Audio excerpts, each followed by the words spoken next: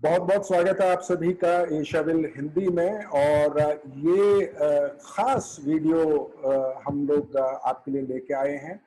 गुजरात से जुड़ा हुआ एक मामला है जिसमें आपने एशियाविल हिंदी पर खबर पढ़ी होगी कि वहां पर 3 लोगों को गिरफ्तार किया गया है, जिनको बताया जा रहा है कि वो पत्थलगड़ी आंदोलन से जुड़े हुए कार्यकर्ता हैं। मूलतः झारखंड के हैं, लेकिन उनको गुजरात में गिरफ्तार किया गया है। उन पर गंभीर धाराएं लगाई गई हैं। और अगर धाराओं की हम बात करें तो आईपीसी की धारा 120 ए यानी कि राजद्रोह का मामला, 153 ए यानी कि लोगों को भड़काने का, आपसी दुश्मनी बढ़ाने का मामला, धारा 120 आपराधिक साजिश का मामला और धारा 121 ए। इनको गुजरात के तापी और संतरामपुर इलाके से गिरफ्तार किया गया है। गुजरात की एटीएस यानी कि एंटी टेरर स्क्वाड ने इनको गिरफ्तार किया है। तो आप समझ सकते हैं कि गुजरात पुलिस की नजर में ये कितना गंभीर मामला है। जिन 3 लोगों को गिरफ्तार किया गया है उनके नाम है बबीता कच्छप, बेलोसा बबीता कच्छप के नाम से वो सोशल मीडिया पर आपने उनको जरूर देखा होगा, नोटिस किया होगा। उनके अलावा सामू ओरैया हैं और बिरसा ओरैया हैं। और इस पूरे मामले को लेकर गुजरात में काफी चर्चा है। गुजरात पुलिस की अगर माने, गुजरात सरकार की अगर माने, तो ये बेहद खतरनाक लोग हैं। इनके बेहद खतरनाक इरादे हैं। खबर ये भी आई है कि गुजरात सरकार की नजर में ये नक्सलवादी हैं। लेकिन गुजरात में आदिवासी नेता छोटू भाई वसावा, उनकी पार्टी भारतीय ट्राइबल पार्टी सरकार से ये पूछ रही है कि आखिर नक्सलवाद की परिभाषा क्या है। अगर ये 3 लोग नक्सलवादी हैं तो नक्सलवाद की परिभाषा पहले बताएं कि क्यों आप इनको नक्सलवादी कह रहे हैं। बीटीपी के महासचिव, भारतीय ट्राइबल पार्टी के महासचिव राज वसावा आप देख सकते हैं मेरे साथ जुड़े हुए हैं। पहले भी एशियाविल हिंदी पे आप देखते रहे हैं इनको।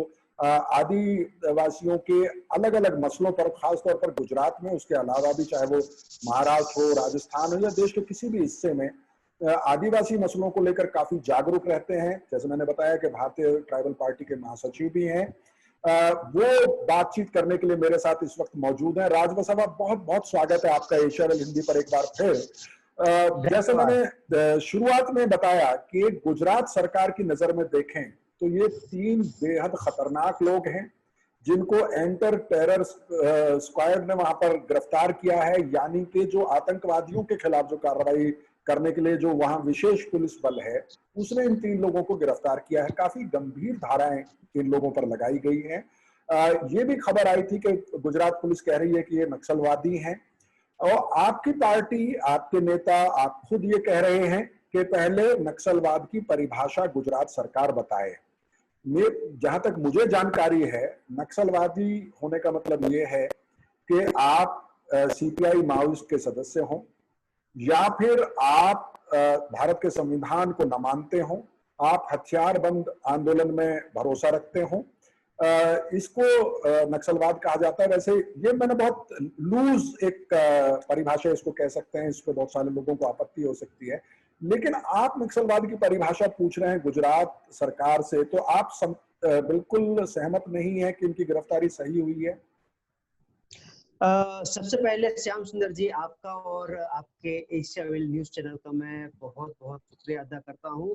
और आज मैं मान्यवर छोटू भाई वसावा साहब और महेश भाई वसावा जी के स्पोक्स पर्सन, मतलब उनके प्रतिनिधि के तौर पर आपका ये इंटरव्यू कंडक्ट कर रहा हूँ। उन्होंने भी कुछ मैसेज दी है, वो भी मैं आपसे जरूर कन्वे करूंगा। लेकिन आपने जो अभी जो हमारा जो बात है, सबसे पहले नक्सलवाद की जो आपने कहा कि बिल्कुल हम पूछ रहे हैं कि नक्सलवाद की परिभाषा क्या है। अभी तक देश के कई कोनों में आदिवासियों को वनवासी, वनबंधु, आतंकवादी, माओवादी ऐसे नाम दिए जाते थे। अब एक और नाम जुड़ गया है, एक और टाइटल जुड़ गया है, नक्सलवाद। अच्छा, गवर्नमेंट की जो एटीएस ने जब या संतरामपुर में या जो तापी व्यारा में जब उन्होंने छापेमारी की, तो उनका ऐसा कहना है एटीएस का कि उन्होंने कुछ सिर्फ डॉक्यूमेंटेशन पेपर कुछ उन्होंने वहां से फाइंड आउट किए थे जो कि कम्युनिस्ट पार्टी ऑफ इंडिया के साथ रिलेटेड थे। तो मेरा ऐसा मानना है कि सिर्फ क्या डॉक्यूमेंटेशन होने से कोई माओवादी हो या नक्सलवादी हो जाता है क्या? जी। भारत का जो संविधान है उसमें संविधान में अनुसूची 5 का प्रावधान किया गया है और अनुसूची 5 के प्रावधान में जो ग्राम सभा है, जो आदिवासी क्षेत्र है, शेड्यूल्ड एरिया है, उसमें जो ग्राम सभा है मतलब कि जो गांव है उनको ज्यादा पावर डाइल्यूट करने के लिए ये ग्राम सभा के कुछ नॉर्म्स दिए गए हैं। तो जो लोग पकड़े गए हैं, मैं बबीता कश्यप को सोशल मीडिया में जानता हूँ, दूसरे जो ओरिया जो बंधु है उनका काफी मैंने जिक्र नहीं सुना, लेकिन बबीता कश्यप की मैं बात कर रहा हूँ कि एक वो आदिवासी बेटी है। उन्होंने झारखंड में कई जगह पर ऐसे पत्थलगड़ी का एक मूवमेंट छेड़ा था, वहां पर कुछ डिस्प्यूट भी हुआ था। जो डीएम है, डिस्ट्रिक्ट कलेक्ट डीसी है या कुछ एसपी है, उनके साथ कुछ हुआ था डिस्प्यूट गांव और उन सरकारी प्रतिनिधि के बीच में। तो मैं उसकी बात अभी नहीं छेड़ रहा, लेकिन जो पत्थलगड़ी है, पत्थलगड़ी में जो मैटर हुआ है कि भाई अनुसूची 5 के जो प्रावधान है उसको गांव के एंट्रेंस में पत्थर पे लगाओ या होर्डिंग्स करके लगाओ, उसमें कहीं पे भी कोई ऐसा देशद्रोह का या कोई नक्सलवाद का वो इंटेंस नहीं आता। हमारा कहने का यह मतलब है कि कोई भी गैर आदिवासी या कोई भी अदर एरिया का कोई पर्सन उस गांव की टेरिटरी में जाता है तो वो एक्चुअली वो समझ पाए कि वो एक्चुअली शेड्यूल्ड एरिया के किसी गांव में वो एंटर हो रहा है। और जिस तरह से आज मैं नॉर्थ ईस्ट की बात करूं कि जब मैं गुजरात का, भारत का एक हिस्सा है गुजरात, उससे चलते अगर मैं नॉर्थ ईस्ट में अरुणाचल प्रदेश में जाऊंगा तो मुझे परमिट, वो जो इनर लाइन परमिट की जरूरत होती है, लैंडलाइन परमिट की जरूरत होती है। हाँ। तो आप देखिए कि हम एक ही भारत के हिस्सा है, फिर भी हमें परमिट लेनी पड़ती है, परमिशन लेनी पड़ती है। तो सेम चीज यहाँ पर शेड्यूल 5 का जो प्रावधान है उसको करने के लिए गांव लोगों ने ये पत्थलगड़ी हो या होर्डिंग्स का उन्होंने प्रावधान किया था। दूसरी बात मैं ये कह रहा हूं कि क्या संविधान से बड़ा कोई चीज है? हमको ये बताइए। पूरा देश आज भारत के संविधान के चलते ही चलता है, चाहे प्रधानमंत्री जी हो, राष्ट्रपति जी हो या देश का राज्य का मुख्यमंत्री हो, वो संविधान की शपथ लेता है। तो संविधान के प्रावधानों का अगर लोगों के बीच में बात रखनी या उनको समझाना, कहीं पे मुझे नहीं लग रहा कि वो प्रोवोकेशन है। ये तो डेफिनेशन ही आज जो गुजरात सरकार है वो डेफिनेशन ही गलत कर रही है। झारखंड सरकार ने पत्थलगड़ी के जितने भी केसेस थे उन्होंने वापस कर लिए, उसको खारिज कर दिए हैं।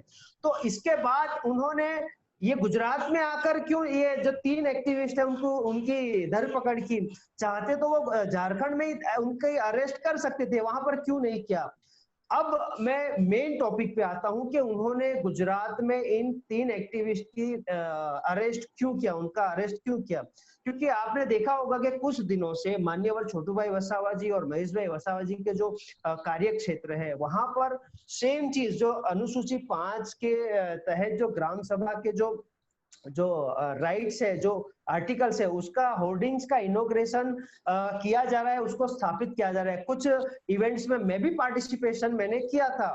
तो हम लोगों को वो समझाते हैं कि भाई भारत का संविधान में जो हमारा क्षेत्र है उसको प्रोटेक्ट करने के लिए आदिवासी संस्कृति, आदिवासी सभ्यता, आदिवासी कल्चर, हमारे जो रूढ़िगत परंपरागत जो जितने भी कल्चर है, हमारा जो कस्टमरी लॉ है, हमारी जो बोली है, उसको प्रिजर्व करने के लिए या प्रिवेंट करने के लिए, और जो फॉरेस्ट लैंड है या जो जंगल जमीन है उसको, जो हमारी टेरिटरी है उसको प्रोटेक्ट करने के लिए जयपाल सिंह मुंडा और बाबा साहब आम्बेडकर ने मिलकर भारत के संविधान में कुछ नॉर्म्स डाले हैं, कुछ स्पेशल राइट्स डाले हैं।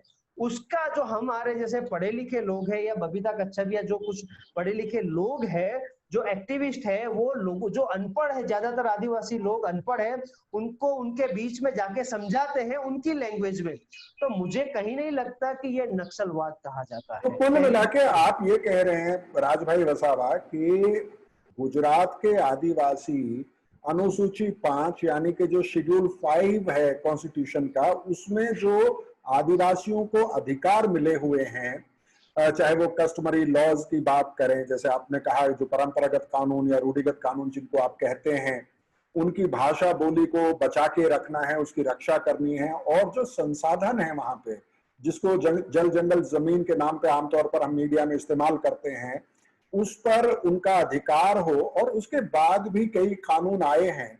आप ये कह रहे हैं कि क्योंकि आदिवासी असर्ट करने की कोशिश कर रहे हैं अपने इलाकों में जो उनके संवैधानिक अधिकार हैं या कानूनी अधिकार हैं, जो चाहे वो फॉरेस्ट राइट एक्ट हो, चाहे वो पैसा हो, चाहे वो शेड्यूल 5 हो, क्योंकि आदिवासी असर्ट कर रहे हैं, उससे परेशान होकर गुजरात सरकार इस तरह की कार्रवाई कर रही है।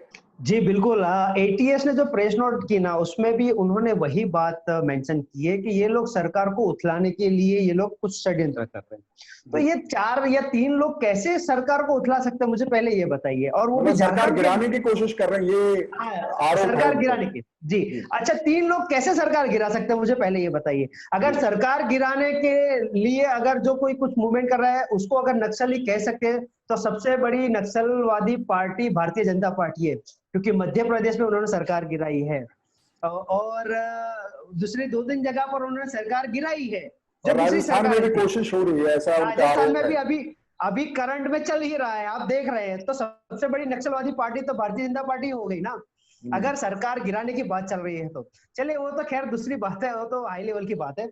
हम आते टॉपिक पे। देखिए सर, क्या रहना, इतने हजारों सालों से आदिवासियों का शोषण हो रहा है। आप तो आदिवासी गांवों में, आदिवासी क्षेत्रों में पूरे देश में घूमे हैं, इवन अंडमान निकोबार भी आप जाकर आए हैं सर। आपने आदिवासियों का जो लाइफस्टाइल है वो आपने देखा, आपने महसूस किया है, आप उसके पार्ट भी रहे हैं। आपने देखा होगा कि आदिवासी कितना भोला है। वो कभी उसके मन में या उसके दिल में कभी वो किसी भी इंसान के लिए पाप नहीं रखता। लेकिन आदिवासी इतना तो चाहेगा ना कि उनकी जो टेरिटरी है, उनकी जो लाइफस्टाइल है, उनका जिस तरह से रहन सहन का जो एरिया है, उनको वहां पर रहने दिया जाए। अगर वो ही उनसे छीन जाएगा तो वो आदिवासी जाएगा कहाँ सर। आज गुजरात में 14 डिस्ट्रिक्ट में सिर्फ जो पूर्व पट्टी है, ईस्ट बेल्ट जो कहते हैं, उसमें आदिवासी समुदाय बसता है। और ज्यादातर नहीं, लेकिन करीबन 1 करोड़ के आसपास आदिवासी की पॉपुलेशन है टोटल। सर जितना भी फॉरेस्ट बचा हुआ है, जितने भी मिनरल्स के जितने भी सोर्सेस है, वो सारे आदिवासी बेल्ट में है। और जो चाहे जितने भी डैम बने वो सारे आदिवासी क्षेत्रों में। सर वो जो डैम, वो जो क्षेत्रों को अभी बर्बाद करने के लिए गुजरात सरकार इतने सारे नए प्रोजेक्ट ला रही है। जैसे आप देख लीजिए, भारतमाला प्रोजेक्ट हो गया, नेशनल कॉरिडोर हो गया, तापी पार नर्मदा लिंक, जितनी भी नदियां हैं उसको मर्ज करके वो पानी आदिवासी क्षेत्रों में नहीं लेकिन गैर आदिवासी क्षेत्रों में 500 किलोमीटर दूर तक पहुंचाने के लिए वो लोग ये प्रोजेक्ट ला रहे हैं। स्टैच्यू ऑफ यूनिटी के बारे में तो आप जानते ही है, करीबन उसके चलते 72 से ज्यादा गांवों को विस्थापन करने का ये हमें एक अंदेशा मिला है। तो आप देखिए, आदिवासी क्षेत्रों को इस तरह से बर्बाद किया जाएगा तो इतनी बड़ी पॉपुलेशन जाएगी कहाँ। जबकि भारत के संविधान में हमें अधिकार दिए है कि हम हमारे कल्चर को, हमारे कस्टमरी लॉ के हिसाब से हम जी सकते हैं। हमारी जो शासन प्रणाली है वो जो ये मेन स्ट्रीम है उससे थोड़ी अलग है। हमारी शासन प्रणाली एक्चुअली प्रकृति के बेस पे है, ना कि मैन मेड बेस पे। लेकिन जो सरकारें जितनी भी आई है, दुर्भाग्यपूर्ण बात रही है कि उन्होंने कभी आदिवासियों का जो सही लगाव प्रकृति के साथ है वो नहीं समझ पाई। और इसलिए उन्होंने आज नए नए प्रोजेक्ट के नाम पे, नए नए षड्यंत्रों के तौर पर वो आदिवासी क्षेत्रों को बर्बाद करने के लिए निकली है। और मुझे जहां तक लग रहा है सर कि ये जो गुजरात सरकार ने एटीएस के द्वारा ये जो झारखंड के 3 एक्टिविस्ट को पकड़ा है, वो और कुछ नहीं है, सिर्फ गुजरात में जो एक्टिविटी चल रही है भारतीय जनता पार्टी के खिलाफ, उसे स्टॉप करने के लिए, उसे रोकने के लिए एक षड्यंत्र किया गया है, मुझे ऐसा लग रहा है। क्योंकि जो एक्टिविस्ट वहां से पकड़े गए हैं, ना ही उनके पास से कोई असला मिला है, ना ही कोई ऐसे हथियार मिले हैं जिससे वो घोषित कर सकते हो वो नक्सलवादी है।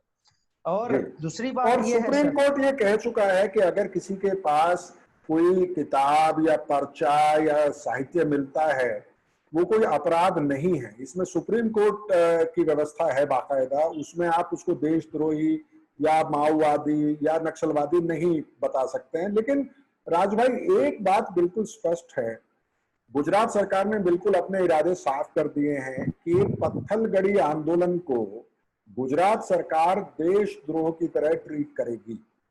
वैसे में आपकी पार्टी, जो भारतीय ट्राइबल पार्टी है, और जो आदिवासी कार्यकर्ता हैं, आप जो एक आंदोलन बनाने की कोशिश कर रहे हैं, उसमें बिल्कुल क्लियर है, अब गुजरात सरकार का इंटेंशन बिल्कुल क्लियर है।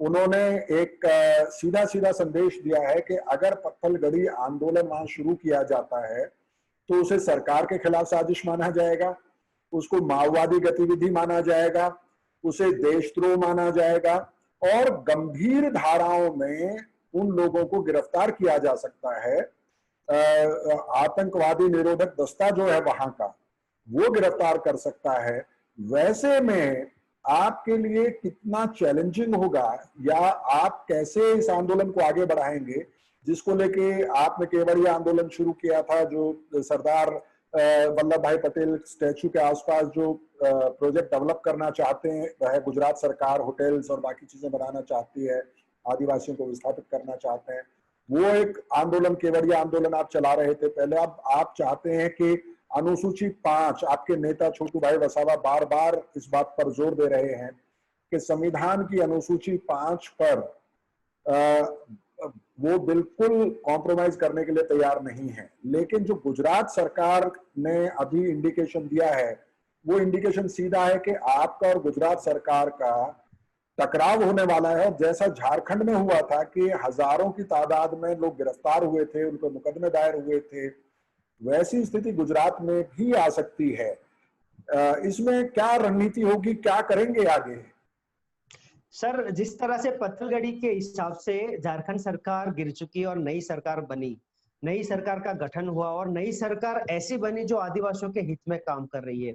आज हेमंत सोरेन इतना अच्छा काम कर रहे हैं आदिवासी क्षेत्रों के लिए, आदिवासी समुदाय के लिए, और उन्होंने साबित कर दिया है कि अगर आदिवासियों के हाथ में अगर सत्ता जाती है तो वो जो एक्सपेक्टेशन लोग करते हैं उससे कई गुना ज्यादा अच्छा वो लोग करके दिखा सकते हैं। आपने देखा होगा कि इवन मजदूर जो लेबर है, कामदार है, उनको उन्होंने एयरलिफ्ट किया था। सर, इतिहास में, भारत का इतिहास में ये पहली बार होगा किसी मुख्य चीफ मिनिस्टर ने किसी कामदार वर्ग को एयरलिफ्ट करके उनके घर पे पहुंचाया हो।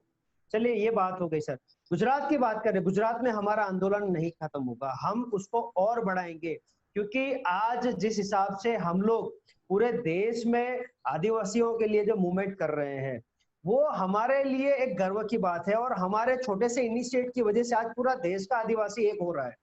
और आप देख रहे हैं कि आप गुजरात में आए हैं, कई क्षेत्रों में हम साथ में भी घूमे हैं, तो लोगों के अंदर अब लगाव आया है अपनी आइडेंटिटी के लिए, अपने क्षेत्रों के, अपने एरिया के लिए। और वो लोग अब असल में आदिवासी कौन है, आदिवासियों की राइट डेफिनेशन क्या है, वो जागते, मतलब समझने लगे हैं। तो हमारा मकसद तो वही है कि आदिवासी जागृत हो, अपने हक अधिकार, अपने हकूक के लिए आगे आए, और मिलकर, हम ये नहीं कहते कि सरकार के बगावत करके, लेकिन अगर सरकार से हम राइट वे में हम हमारी बात रखते हैं और सरकार हमारी डिमांड को एक्सेप्ट कर लेती है तो भी हम उसको एक्सेप्ट कर लेंगे।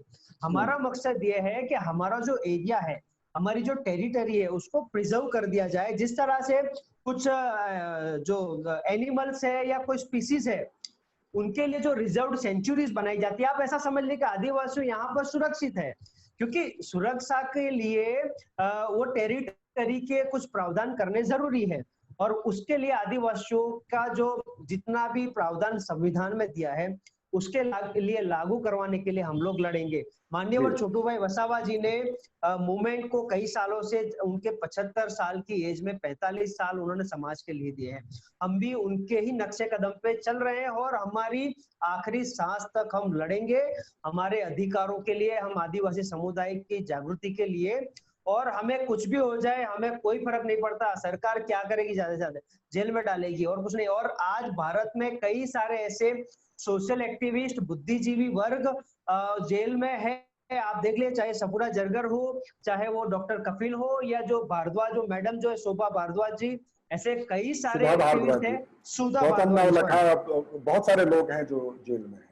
जी, तो जिन्होंने सरकार के खिलाफ सिर्फ अपनी नाराजगी व्यक्त की है, सिर्फ लेटर लिख के, उनको भी उन्होंने जेल में डाल दिया है अनबेलेबल वारंट करके। तो हमारे जैसे छोटे इंसानों की तो हम क्या बात करें। मिला के आप ये कह रहे हैं कि जो अनुसूची 5 है, जो शेड्यूल 5 है कॉन्स्टिट्यूशन का, उसमें जो प्रोविजंस हैं और जो इतने वर्षों तक भी आदिवासी इलाकों में लागू नहीं हुए हैं, गुजरात में उसको लेकर आपका आंदोलन आगे बढ़ेगा और पत्थलगड़ी आंदोलन आगे बढ़ेगा, बावजूद इसके कि सरकार ने जो इंडिकेशन दिए हैं वो ऐसा लग रहा है कि काफी सख्ती के साथ आप लोगों के साथ पेश आ सकते हैं। लेकिन आप उस पर आप आगे बढ़ते रहेंगे।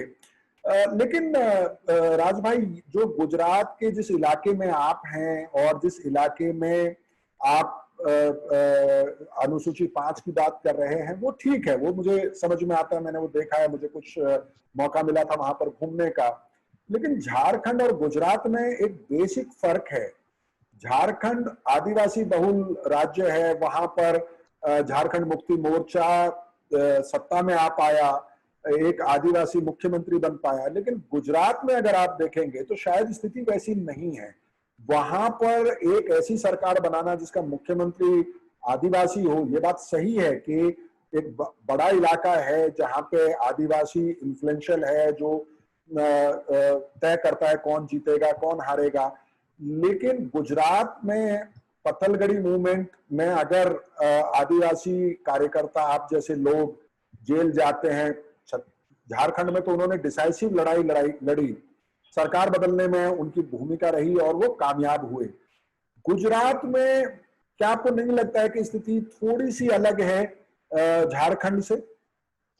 मुझे नहीं लगता सर। देखिए, आपने देखा होगा कई इलेक्शनों में, चाहे वो अहमद भाई पटेल को राज्यसभा में भेजने वाली बात हो, चाहे अभी का जो रिसेंट जो आप राज्यसभा अपना का माइक इलेक्शन। राज भाई थोड़ा सा करीब लाइए। हाँ, माइक फ्रेम ठीक है जी। जी, हाँ, तो जितने मेरा ऐसा कहना है कि जो अहमद भाई पटेल का जो राज्यसभा का इलेक्शन हो या अभी का रिसेंट इलेक्शन हो, हमारे गुजरात में सिर्फ 2 विधायक है, माननीय छोटू भाई वसावा साहब और महेश भाई वसावा साहब। लेकिन सुबह से लेकर शाम तक सारी मीडिया, चाहे स्टेट मीडिया हो या नेशनल मीडिया हो, उनका जो केंद्र बिंदु थे ये हमारे भारतीय ट्राइबल पार्टी के 2 विधायक, क्योंकि वो दोनों किंग मेकर साबित हुए कई बार। सेम चीज राजस्थान में अभी भी आप देखे होंगे कि बीटीपी ही अभी मार्केट में चल रही थी कि बीटीपी के 2 विधायक किनको सपोर्ट करेंगे, क्योंकि बीटीपी के विधायक जिनको सपोर्ट करेंगे उनकी सरकार वहां पर बन सकती है। गुजरात में 27 एमएलए रिजर्व सीट्स है आदिवासियों के लिए सर, और 186 में से अगर 27 एमएलए अगर आदिवासियत पे आ जाते हैं ना, तो किसी भी सरकार की ताकत नहीं है कि शेड्यूल 5 इंप्लीमेंट ना कर पाए। आदिवासी अगर 27 विधायक अगर एक हो जाते हैं, 27 चले छोड़िए 15 भी अगर विधायक एक हो जाते हैं ना, तो शेड्यूल 5 भी इंप्लीमेंट हो जाएगा। आदिवासियों का जितना भी शोषण हो रहा है, जितना भी अत्याचार उन पे हो रहा है, वो सब खत्म हो जाएगा। और जो उनका सबसे ज्यादा लैंड ग्रैबिंग हो रहा है नए नए प्रोजेक्ट के तहत, वो सब खत्म हो जाएगा सर। जयपाल सिंह मुंडा सिर्फ अकेले थे, बिरसा मुंडा सिर्फ अकेले थे, डॉक्टर बाबा साहब आम्बेडकर अकेले थे, ज्योतिबा फुले अकेले थे सर। ऐसा नहीं है कि आपको बहुमती की जरूरत पड़ती है, अगर आपने खुद ने ठान लिया तो आप अकेले भी बहुत कुछ कर सकते हैं। गुजरात में छोटू भाई वसावा को 21वीं सदी का बिरसा मुंडा कहा जाता है, उनको रॉबिन हुड कहा जाता है सर। आज उनके ऊपर 2 या 3 बार उनके ऊपर एनकाउंटर के केसेस हो, मतलब एनकाउंटर्स के ऑर्डर्स हो चुके थे, फिर भी अपने आप को बचते बचाते भी आज उन्होंने अपने समाज का दामन नहीं छोड़ा है। ये सबसे बड़ी बात है। और आज भी एक वक्त में उनको भी 75 नक्सलवादी बता के जेल में बंद किया गया था। एक बार नहीं सर, बहुत बार। सबसे ज्यादा सर जब केशुभाई पटेल की सरकार थी, उनको 90 दिनों के लिए उनको कस्टडी में डाल दिया गया था, बिना किसी एविडेंस के, बिना किसी प्रूफ के। और उस टाइम पे सर आदिवासियों को उनके घरों में इतना मारा जाता है, बीच चौराहे पे लाकर पेड़ के साथ बांधकर इतना मारा जाता था। लेकिन ये छोटू भाई वसावा की ही देन है कि आज पुलिस प्रशासन आदिवासियों के ऊपर लाठी तक नहीं उठा सकती है। इवन सिर्फ पुलिस प्रशासन की बात नहीं कर रहा, यहाँ के जो जितने भी मतलब जो राजपूत या पटेल समुदाय के यहाँ पर जो साहूकार थे, उन्होंने भी आदिवासी महिलाओं के ऊपर भी इतना अत्याचार किया था और आदिवासी लोगों के ऊपर भी इतना अत्याचार किया था। लेकिन उनके खिलाफ भी छोटू भाई वसावा जी ने एक बहुत लंबी जंग खेली है, लड़ी है, और आज ये क्षेत्र को उनके जुल्मों से रिहा करवाया है। तो ये हमारे लिए बहुत बड़ा आदर्श है, क्योंकि बिरसा लेकिन मुंडा राज भाई, आप जी जिन प्रोजेक्ट्स की बात कर रहे हैं, खास तौर पे जो जिस नर्मदा का जो इलाका है, आदिवासी इलाका है, वहां पर चाहे वो सरदार वल्लभ भाई का स्टैचू ऑफ यूनिटी हो, चाहे वो भारतमाला प्रोजेक्ट हो या बुलेट ट्रेन हो, ये सब प्रधानमंत्री नरेंद्र मोदी के ड्रीम प्रोजेक्ट्स हैं। और आप जब इन प्रोजेक्ट्स का विरोध करते हैं तो आप सीधे शीर्ष पे जो सत्ता मौजूद है उससे टकरा रहे हैं। और आदिवासी जो आबादी है वो छोटी बस्तियों में है, गांवों में है, जंगलों के भीतर है, जो मेरा अनुभव मैंने देखा है कि काफी छितराई हुई है वो आबादी, उसको यूनाइट करना, उसको लामबंद करके एक आंदोलन तैयार करना और इतनी बड़ी ताकत से लोहा लेना आसान काम नहीं है।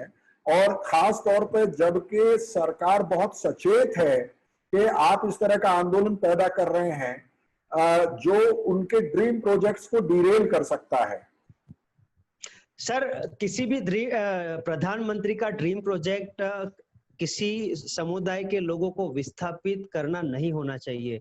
अगर एक प्रधानमंत्री का ड्रीम प्रोजेक्ट ऐसा हो कि भाई चलो रोजगारी, हम लोगों को एम्प्लॉयमेंट दे, बेरोजगारी दूर करे, भूखमरी दूर करे, राज भाई, गरीबी अगर दूर करे। थोड़ा आवाज बढ़ाने की कोशिश कीजिए, आपकी आवाज थोड़ी सी कम आ रही है। नहीं, मेरी एग्जैक्ट कंप्लीट ही है। अब ठीक है, अब ठीक है जी। तो किसी भी प्रधानमंत्री का ड्रीम प्रोजेक्ट ऐसा होना चाहिए कि मैं मेरे देश के लोगों को अच्छी सुविधा दे पाऊंगा। 21वीं सदी में हम आज भी 17वीं सदी में जाकर हम 17वीं सदी की लाइफस्टाइल जिए, उसे डेवलपमेंट नहीं कहते। आज पूरा देश के साथ पूरी दुनिया कोरोना वायरस पेंडेमिक के चपेट में है और प्रधानमंत्री जी राम मंदिर का इनॉग्रेशन किस तरह से करना है, कैसे करना है, गोल्ड की परत कितनी करनी है, उसके पीछे लगे हैं। यहाँ पर लोग सड़कों पर मर रहे हैं, अस्पताल में ना ही कोई फैसिलिटी है, ना डॉक्टर्स अवेलेबल है, ना है जो इंस्ट्रूमेंट्स है वो अवेलेबल है। और प्रधानमंत्री जी आज राम मंदिर की बात कर रहे हैं। कभी भी प्रधानमंत्री के ऐसे ड्रीम प्रोजेक्ट्स नहीं होने चाहिए।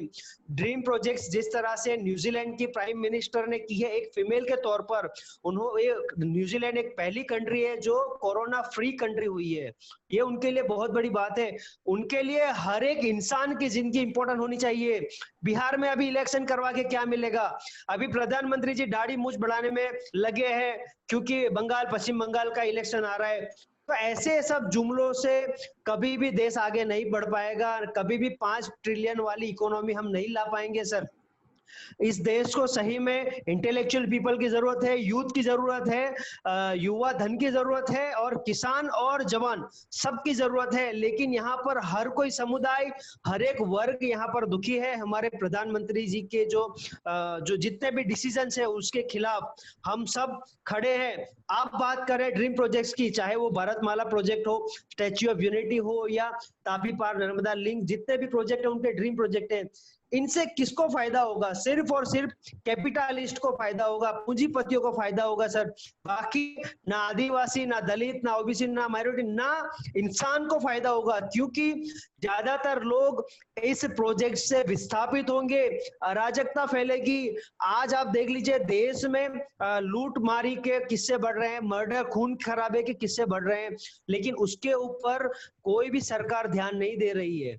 क्यों? आखिर हम कहां पहुंच गए? मुझे वो समझ में नहीं आ रहा कि क्या ये वही सोने की चिड़िया है भारत देश, जिसमें पहले लोग सुखी संपन्न थे, या आज के दौर पे हर घर में, हर गांव में, हर शहर में किसी ना किसी तरह क्राइम होता रहे? हम किस भारत में पहुंच गए हैं, हमें वो समझना चाहिएगा सर।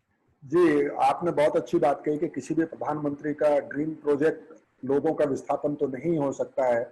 राज भाई, बहुत ब्रीफली मैं आपसे जानना चाहूंगा कि अब ये 3 जो कार्यकर्ता हैं, मैंने ये देखा है कि आपके नेता, चाहे वो छोटू भाई वसावा हो, महेश भाई वसावा हो, आप खुद हो, और भी कुछ लोग हैं जो सोशल मीडिया पर कैंपेन चला रहे हैं उनकी रिहाई के लिए।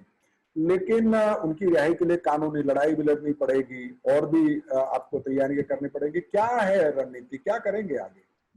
सर, अभी हमारी बात चल रही है कुछ एडवोकेट्स के साथ, और हमारी जो कॉन्टेक्ट, हम झारखंड सरकार से भी हम कुछ डिटेल्स मांग रहे हैं कि एक्चुअली इनके ऊपर कौन से मुकदमे अभी दर्ज है, और ये जो एटीएस ने, गुजरात एटीएस ने किस आधार पर उनकी गिरफ्तारी की है। तो जैसे हमारे पास अभी तो हमारे पास सिर्फ प्रेस नोट अवेलेबल हुई है, उनकी एफआईआर हमारे पास या कुछ ऑथेंटिक डॉक्यूमेंटेशन अभी तक हमारे पास नहीं है। लेकिन हमने कुछ एडवोकेट्स की सलाह ली है और उनके साथ संपर्क हमारा जारी है। जैसे उनका स्टेटमेंट आता है या एफआईआर की कॉपी आती है, उसके तहत हम फिर हाईकोर्ट में उनको सपोर्ट करेंगे, क्योंकि आज एक आदिवासी बेटी को जिस हिसाब से गलत केसों में फंसाया जा रहा है, आज हम आदिवासी समुदाय को उसके साथ खड़े रहने की जरूरत है, उसको बचाने की जरूरत है। क्योंकि अगर आज हम चुप्पी साध गए तो कल को बारी मेरी भी हो सकती है या किसी और बेटी की भी हो सकती है।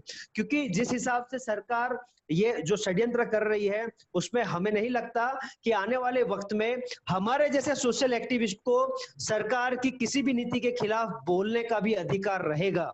इसलिए अभी हमें बोलना पड़ेगा, अन्याय के खिलाफ आवाज भी उठानी पड़ेगी और लोगों को भी आगाज करना पड़ेगा कि आप लोग भी अगर हमारे साथ नहीं आएंगे तो कल को आपकी भी यही हालत होगी।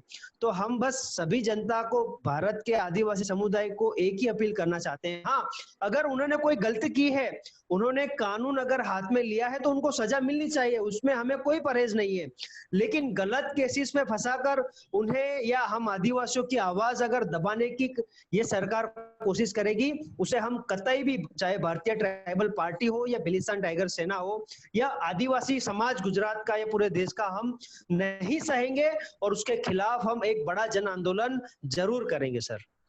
बहुत बहुत शुक्रिया राज भाई, आपने हमारे लिए टाइम निकाला और आपके साथ बातचीत होती रहेगी। कोशिश ये भी होगी कि हम लोग गुजरात आएं और ग्राउंड पे क्या सिचुएशन है जो आप बता रहे हैं, कोशिश होगी कि कुछ ग्राउंड रिपोर्ट्स वहां से की जाए। लेकिन आज आपने वक्त निकाला हमारे लिए, हमारे साथ जुड़े, बहुत बहुत शुक्रिया।